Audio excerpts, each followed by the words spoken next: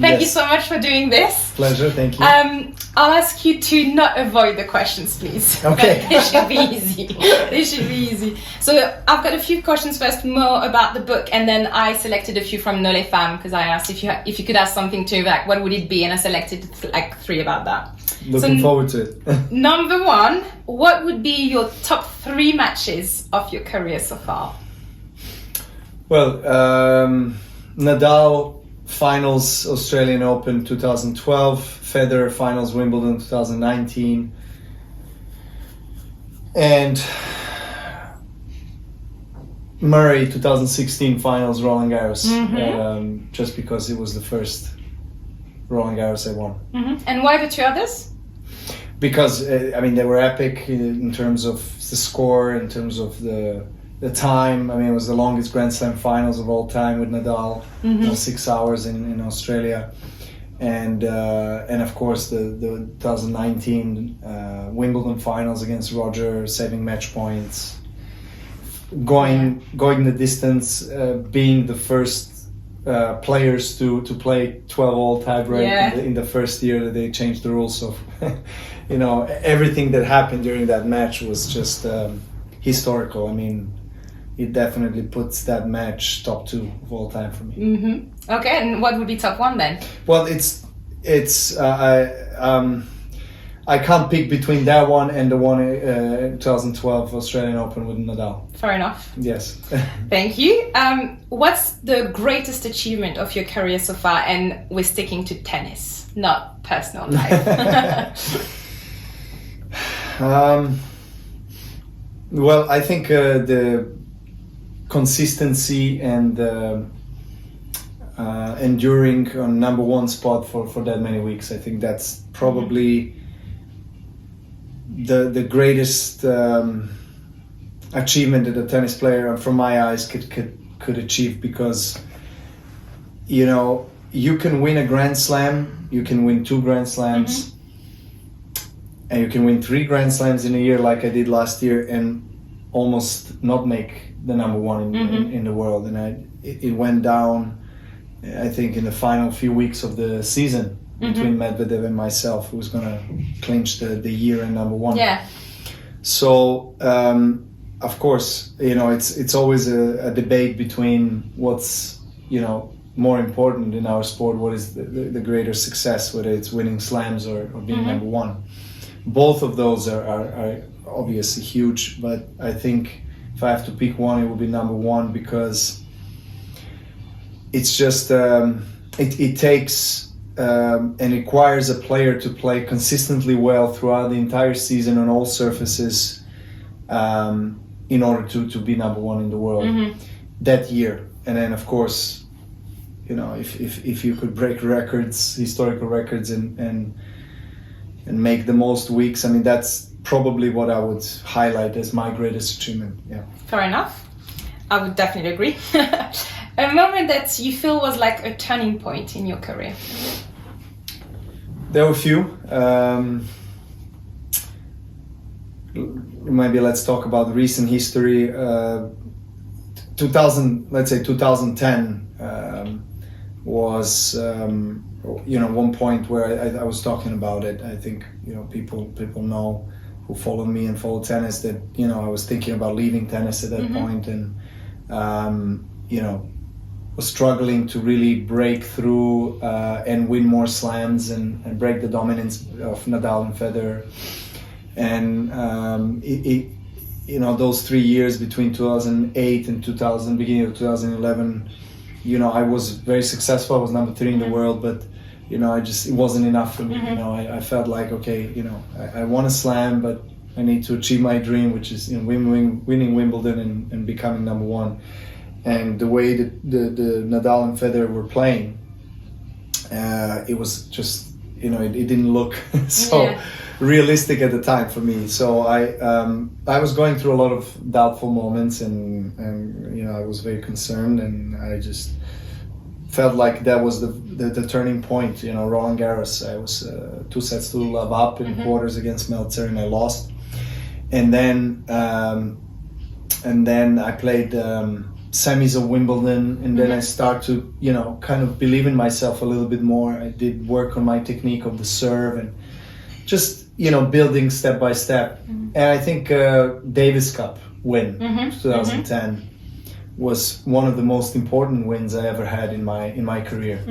And because it gave me so much energy and motivation and really wings for what was coming up after that. And that was arguably the best season I ever had in 2011.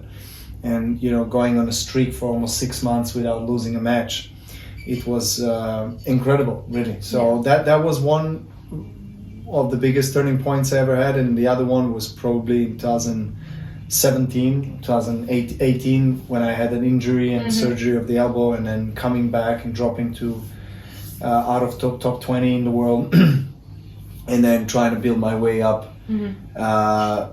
That's where I experienced again those doubtful moments that I had 10 years previous, almost 8 years prior to that, and with the help of my team and the right approach to the training, to the scheduling, to right mental approach, managed to kind of reinvent myself, so to say, and I did not expect myself to get back on the right track of winning slams few months after that, winning Wimbledon and winning US Open and clinching the year number one, but that was obviously super important for the last few years of my career. Yeah, what a second half of that year. Yeah.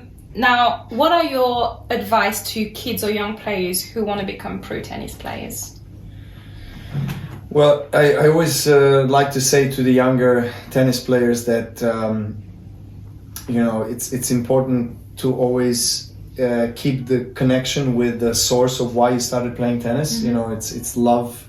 You fall in love with the game, and 99.9% of tennis players, when we are younger as kids, we take the racket because we fall in love with the sport, and we just like to play. In the end of the day, it's a game. It's the playfulness, and joyfulness while doing that inspires us, and that's why we want to spend more time on the tennis court. I see it firsthand now with Stefan, my son, and he keeps on asking to be spending more time on the tennis court. So it has to come from a child. It cannot be forced. So I think this is very important, because that's always going to the source. If it's coming from the right emotion, which is love, passion, and joy for the game, that's always going to give you the necessary strength when you're facing adversity. Or everyone has bad days, weeks, year, whatever, and when you're going through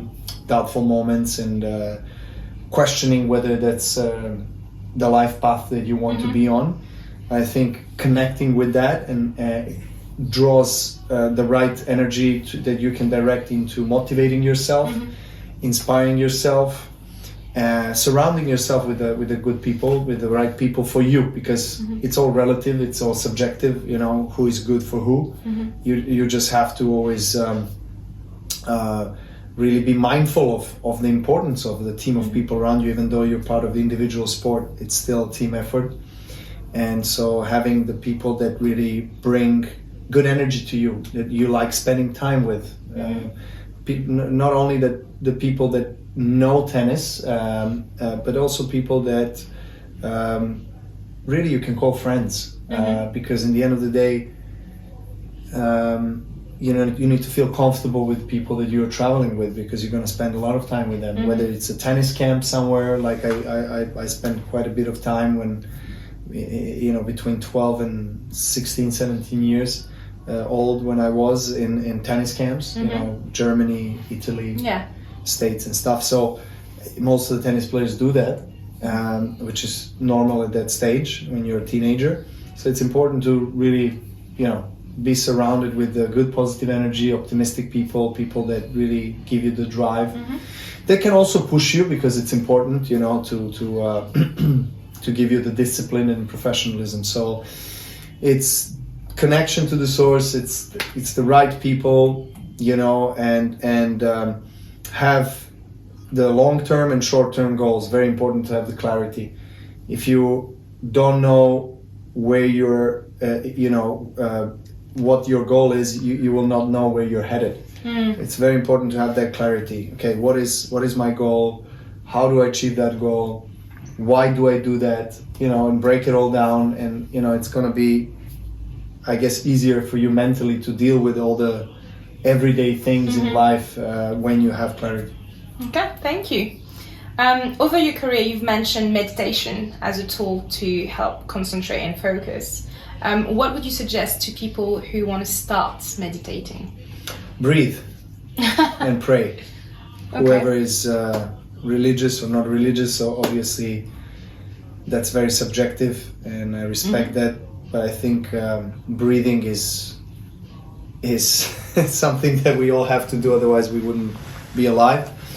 But we all take that for granted, because we do it anyway, automatically. But I'm talking about conscious breathing, mindful breathing, being in silence and away from the phone, and just taking 10 minutes of your time a day, and 5 or whatever you can do for the beginning. It doesn't need to go for hours. There are different techniques out there, different ways to do it, and people promoting this or that, what's better for you. But I think just being in silence, and people also, I think, have maybe a little bit of a misconception for the meditation, that you have to create the perfect environment for that. It doesn't necessarily need to be that. I mean, a lot of the people are meditating anyway, unconsciously, when you're sitting on the beach, or by the shore, and you're looking at the horizon, that's also meditation. Or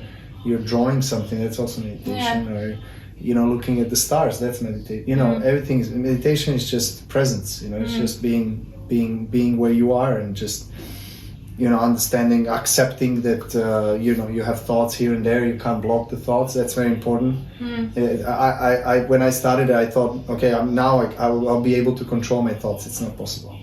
That's not possible. Just thoughts are there. I think it's important to just accept and embrace and let them go. And I think the more you train that, the more it's going to help you, not just with your tennis, but with your life in general, because nowadays we live in a society that is bombarding us every day with thousands of news and commercials and things that we have to do, how we have to dress, and we have all this. We have a conditioned society, that we have to be someone that we're not really, and we don't like to be. And so it's actually very helpful, I think, to connect with yourself, really, and taking those 10 minutes, 15, 20, 30, as much as you can go a long way. Okay, thank you. I'm going on to the Nole Fam questions, just a few. Is there anyone who constantly inspires you, and why? Or who has? Well, people from my vicinity, obviously, my wife, my parents, my brothers, people that are close to me, that remind me of my flaws, but also of my virtues. And I'm very thankful for their presence and their support in my life, because those are the people that I'm spending the most time with. So I can see a lot of my own reflections in them, so to say, and reminds me of what I have to work on.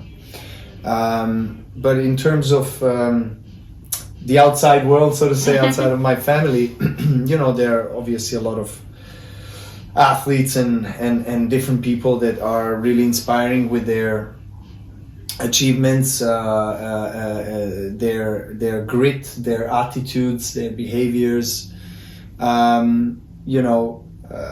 It's difficult to name a few.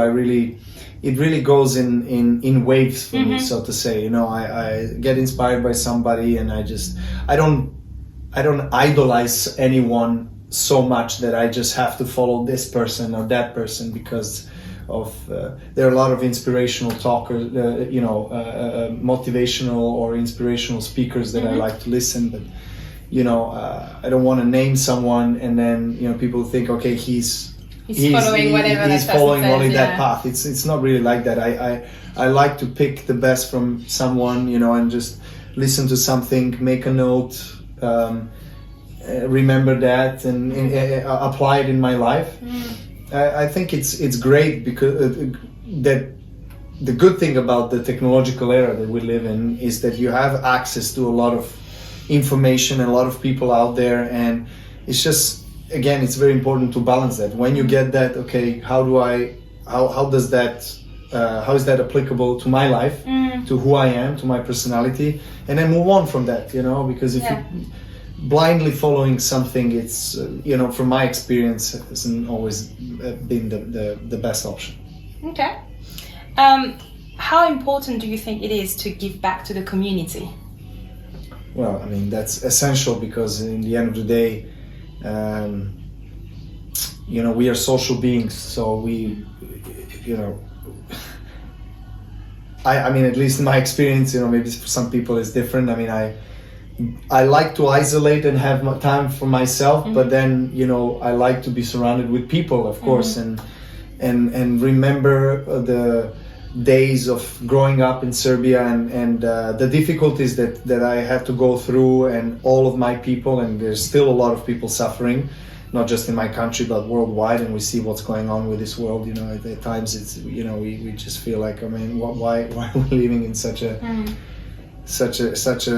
place where there's so much, you know, hatred and conflict, you know, and I think it's always good to remind ourselves of the fundamental principles and values in life that I think we all share in common, whether we are, you know, whatever the color of our skin or whatever we are coming from, whatever the nationality, we all, you know, we all want to be happy, we all want to be healthy, we all want to be respected, and so so this is the kind of a community, ideal community that I would like to see in the world, and there is a lot of goodness in people. So I try to see the good side of the world and of people, and giving back to community, to less fortunate people than myself is essential, because in the end of the day that is an obligation, really. I mean, and responsibility, but it's also a feeling of belonging to that community and to just that deed, because, you know, we as human beings need to take care of each other more than of ourselves only. Yeah. Okay, last question, and you're welcome to be as long as you want. What does Nole Fam mean to you, and what would you like to say to Nole Fam is my community as well, big community, and I love you guys. I really sincerely thank you for all your support. I've been seeing Julie a lot lately, but I've been seeing a lot of other members of the Nole family around the world. Unfortunately, because of the coronavirus, last few years we didn't have a chance to see each other so much on the tournaments, but, you know, hopefully that's going to change, and we can have our gatherings. I really wish that we can have our annual gatherings somewhere. That would be really nice. That would be really nice to you know, commute and socialize and spend some really quality time with each other. And again, thank you, because the love and support that I've been getting all these years is extremely important to me, and that's actually one of the biggest reasons why I was able to come back, overcome difficult moments, especially in the recent history, and you guys are part of the success, and your contribution is essential for me. Thank you so much, Novak. Thank you.